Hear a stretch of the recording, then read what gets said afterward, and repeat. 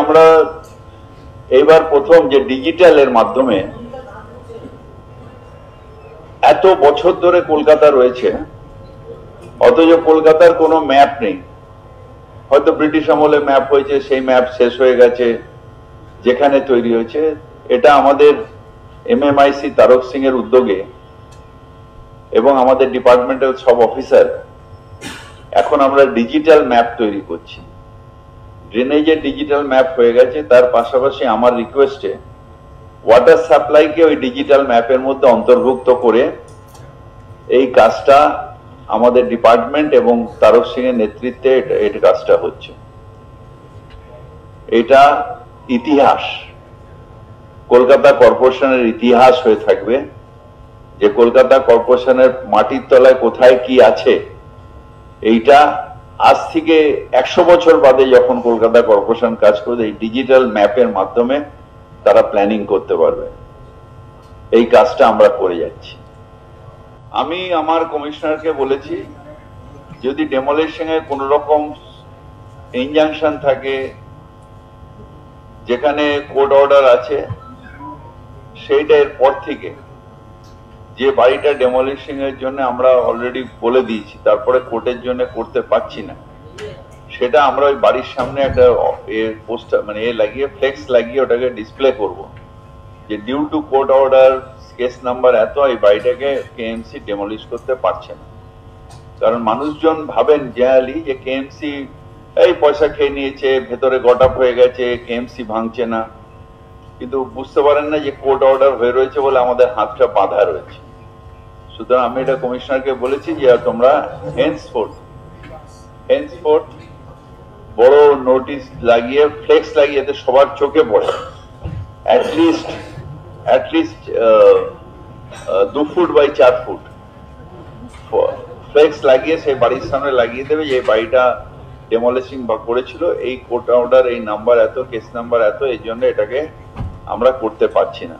Public জানুক যে কোর্টের জন্য আমি এটা করতে পারলাম না। ছিঁড়ে ফেলবে, ভেঙে ফেলবে, তবুও মানুষ তো যারা যাওয়ার একদিনের জন্য যদি থাকে তাহলেও জানবে। প্লাস আমাদের তো গার্ড পোস্টিং থাকে, গার্ড পোস্টিং থাকলে তারাও জানবে যে এটা রয়েছে। সুতরাং এইটা আমাদের, যেহেতু ক্যালকাটা কর্পোরেশনে আমরা স্বচ্ছ ভাবমূর্তি আনার চেষ্টা করছি, তাই এটা মানুষের কাছে জানানোটা খুব প্রয়োজন যে এটা আমরা ভাঙার চেষ্টা করেছি, কিন্তু কোর্টের জন্য আমাদের হচ্ছে। তারপরে আমরা কোর্টে লড়ে যেদিন আবার পারবো সেদিন আমরা ভাঙবো। আমাদের হিয়ারিং শুরু হয়েছে, আর আমরা একটা এসওপি করার জন্য একটা কমিটি রাজ্য সরকারের তরফ থেকে হয়েছে, তার প্রথম মিটিংটা হয়ে গেছে। আমরা ওই কমিটির সেকেন্ড মিটিংটা আবার নেক্সট উইকে ডাকছি। তারপর আমরা ওই এসওপিটা যেটা হবে সেটাকে আমরা রাজ্য সরকারকে জমা দেবো। রাজ্য সরকারের অ্যাপ্রুভাল এসে গেলে ওই এসওপিটা আমরা কার্যকর করব। তখন ওই হিয়ারিং করে রুফটপের ভবিষ্যৎ কি হবে ওই এসওপির পরে ঠিক হবে। কারণ মেনলি হলো ফায়ারের কনসেন্টটাই আমাদের কাছে প্রাধান্য। আমাদের বিল্ডিং ডিপার্টমেন্টের থেকেও ফায়ারের কাছে কনসেন্টটা দরকার। কারণ যখন আগুন লাগে বা যখন ধরুন ভূমিকম্প হলো বা কিছু হলো, তখন তো ফার্স্ট যে লড়াই করে সেটা হলো ফায়ার ব্রিগেড। সুতরাং ফায়ার ব্রিগেডের এটা নেওয়াটা খুব দরকার। সেই জন্য এসওপিটা আমরা করছি, কিন্তু ইনক্লুডিং ফায়ার ব্রিগেড আমরা এটাকে করবো।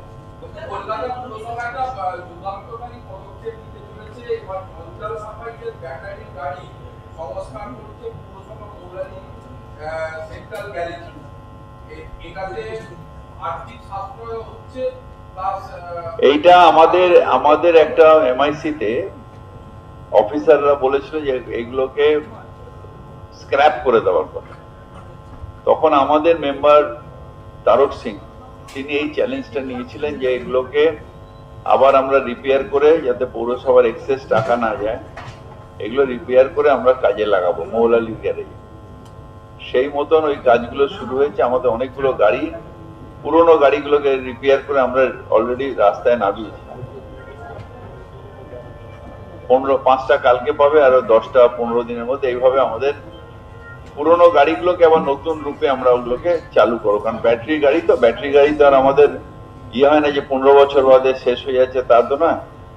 ওগুলোকে আমরা যা যা রিপেয়ারিং এর দরকার করে আমরা এতে পৌরসভার অনেক টাকা সাশ্রয় হবে।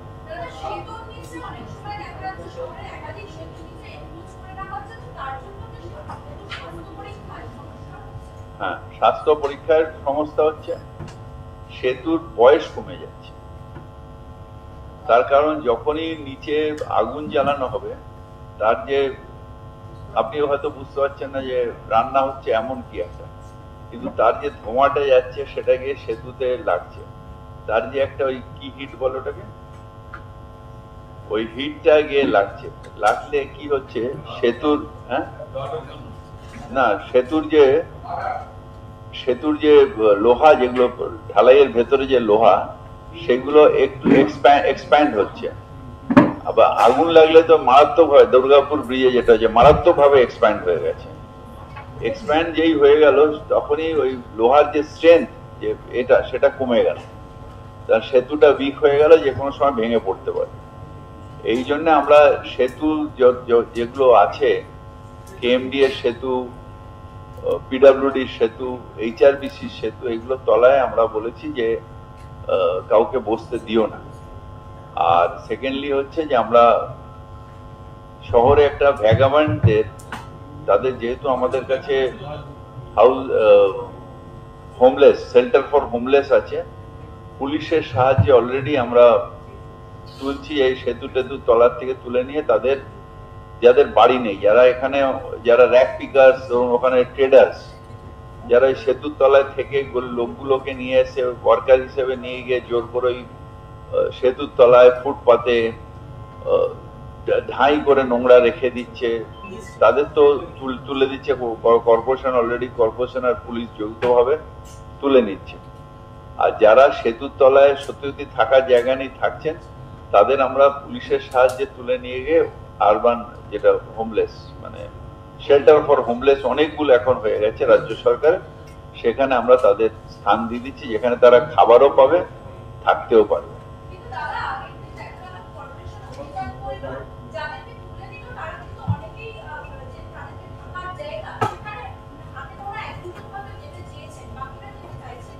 তারা হলো ট্রেডার্স, এটা পুলিশকে তারপরে দেখতে হবে, যে কাউকে যাতে আর না বসতে দেওয়া হয়। আমরা একবার তুলে দেবো, দুবার তুলে দেবো, রোজ তো তোলা যাবে না, কিন্তু পুলিশ যে ওখানে থাকবে তাকে দেখতে হবে যাতে ওরা না বসে। তার কারণ হচ্ছে দুটো, একটা হচ্ছে যে সেতুর তো লাইফ যাবার সেটা যাচ্ছে, সেকেন্ড হচ্ছে যে ল অ্যান্ড অর্ডারের প্রবলেম, ওখানে কারা বসে আছে, তাদের কার্ড আছে কিনা, তারা কোনো ইলিগাল অ্যাক্টিভিটিসে জড়িত কিনা, পরে গিয়ে ল অ্যান্ড অর্ডারের কোনো প্রবলেম করবে কিনা, এগুলো সব জন্যই এদের যদি তুলে নিয়ে গিয়ে ওখানে রাখা যায়, ওখানে আমরা আধার কার্ড দেখে নেবো, ওখানে তাদের যাদের সত্যি থাকার জায়গা নেই তাদের রাখবো। কিন্তু যারা ট্রেডার্স কিংবা যারা হুলিগেন্স ওখানে শেল্টার নিয়ে রয়েছে, দাঁড়িয়ে খুন করে এসে ওখানে রয়েছে, তাহলে সেটা পুলিশের দেখার দায়িত্ব যে ওখানে যাতে কেউ না থাকে।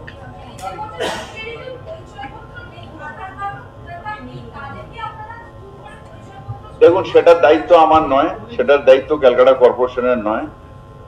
তিনি যেখানে থাকেন সেখানে নিশ্চিতভাবে আধার কার্ড থাকতে পারে, ভোটার কার্ড থাকতে পারে। যদি আমার কাছে আধার কার্ড নেই, ভোটার কার্ড নেই, তাহলে আমি নাগরিক কি করি? দেখুন, একটা জিনিস হচ্ছে, আমি পরিষ্কার করে বলি, কয়েক 50 বছর 60 বছর আগেকার পাপ, সেটার জন্য আমি দায়িত্ব নিতে পারবো। যেখানে বছরের পর বছর পড়ে আছে, সেখানে এখন আমরা বায়োমাইনিং করছি। বায়োমাইনিং এর একটা লিমিটেশন আছে, জায়গার লিমিটেশন আছে, বায়োমাইনিং এর প্রসেসের লিমিটেশন আছে। আমাদের এই এখন সবে বেরোলো যে আমরা ওই একটা লিগাসি ওয়েস্ট, আর তার থেকে যে এটা বেরোয় যে আরডিএফটা এখন আমরা খড়গপুরে পাঠাবো। রাখারই প্রবলেম হচ্ছিল আরডিএফটা কোথায় পাঠাবো। এখন আমরা একটা চারকোল ইউনিট তৈরি হয়েছে খড়গপুরে, ওখানে আমরা পাঠাচ্ছি, আর ওটা দেখা দেখি নিশ্চিতভাবে আরো চারকোল ইউনিট তৈরি হবে। আর বাদবাকিটা আমরা মাইনিং করছি। এখন আমরা ফ্যাক্টরি রূপে করছি, যেটা উনি করছেন, ফ্যাক্টরি তৈরি হচ্ছে যেখানে প্রসেস হবে। আগের যে ভাঙার সেগুলোকে আমরা বায়োমাইনিং করে করে আস্তে আস্তে সেগুলোকে ডিসপোজ করছি। এখন কিছু কিছু লোক হঠাৎ ঘুম ভেঙেছে, যেন মনে হচ্ছে বাংলায় আগে জন্মায়নি, তারা দেখেনি যে ওইখানে ভাগার 50 বছর 60 বছর 100 বছর ধরে রয়েছে, তার হঠাৎ এখন মনে হলো, আর গিয়ে একটা কেস করে দিল, আর আমাদের মহামান্য আদালত সাথে সাথে একটা ফাইন করে দিল। ফাইন করতেই পারেন, আমি ল অ্যাবাইডেন্ট সিটিজেন, আমাকে ফাইন করলে, আমাকে জেল করলে আমার ভেতরে থাকতেই হবে। আমি পাপ না করেও 5 দিন জেল খেটে এসেছি, সুতরাং ওটা তো চলতেই থাকে। কিন্তু এটা জাস্টিস হলো না, এটা জাস্টিস নয়। আমরা এখন প্রসেসিং করছি, এখন আমরা বায়োমাইনিং করে চেষ্টা করছি যাতে ধাপা অনেকটা জায়গায় আমরা রিট্রিভ করেছি। আমরা ওই যেটা এয়ারপোর্টের কাছে কি বলে প্রমোদনগর, আমরা অনেকটা কমিয়ে এনেছি, কিন্তু একটা টাইম লাগে এইগুলোকে প্রসেস করে। তো আমি আকাশে ভ্যানিশ করলে ভ্যানিশ হবে না, এগুলোকে একটা জায়গায় নিয়ে যেতে হবে, এগুলোকে ল্যান্ড ফিলিং এ দিতে হবে, সারের কারখানায় প্রসেস করে সারের কারখানায় তৈরি করতে হবে। আরডিএফ টা এতদিন ছিল না, এই জাস্ট 15 দিন হলো আমরা বলছি যে ওখানটা একটা চারকোল ইউনিট হয়েছে, ওখানে আমরা পাঠাচ্ছি। সুতরাং we need some time, some space. এক্ষুনি এটা করে তাহলে ইউ সে অল্টারনেটিভ যে কিভাবে করতে হয়। যারা বিজ্ঞ, কি বলে প্রকৃত প্রেমী, প্রকৃতি প্রেমী, তারা প্রবলেম না বলে সলিউশন বলুক না। It is easier to criticise than to work. আমি সিনসিয়ারলি জবের থেকে এসেছি, সিনসিয়ারলি প্রাণ দিয়ে খাটবার চেষ্টা করি, সিনসিয়ারলি দৌড়ে দৌড়ে যাই যেখানে প্রবলেম হয়। I try to address all problem. কিন্তু এই যে কনস্ট্যান্টলি সরকারকে বদনাম করে যাব আর মহামান্য আদালত একটা ফাইন করে দিচ্ছে, এই করে দিচ্ছে, লাভটা কি হবে? আমাকে তো সমস্যাটার সমাধান করতে হবে, এবং সমস্যার সমাধান এই সরকার আমলেই হবে।